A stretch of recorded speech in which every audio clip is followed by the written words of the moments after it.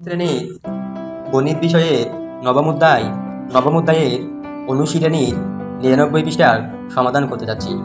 ২ নম্বর প্রশ্ন, রবিবার কোনো বিদ্যালয়ে ৮০ জন শিক্ষার্থীর ৩০% অনুপস্থিত।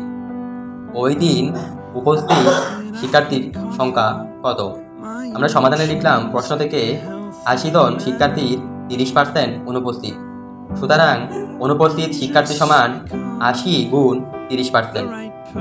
৮০ গুণ, আমরা জানি ৩০% মানে ১০০ ভাগের ৩০, যত পার্সেন্ট বলে ১০০ ভাগের তত হয়।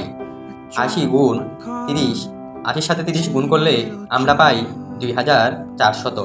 নিচে ভাগ ১০০, ২৪০০কে ১০০ দ্বারা ভাগ করলে আমরা পাই ২৪ জন, অর্থাৎ অনুপস্থিত শিক্ষার্থীর সংখ্যা ২৪ জন। আমাদের প্রশ্নে বলল উপস্থিত শিক্ষার্থীর সংখ্যা কত। সুতরাং উপস্থিত শিক্ষার্থী সমান মোট শিক্ষার্থী থেকে অনুপস্থিত শিক্ষার্থী বাদ দিব। ৮০ থেকে ২৪ বিয়োগ করলে আমরা পাই ৫৬ জন। সুতরাং নির্ণেয় উপস্থিত শিক্ষার্থীর সংখ্যা ৫৬ জন।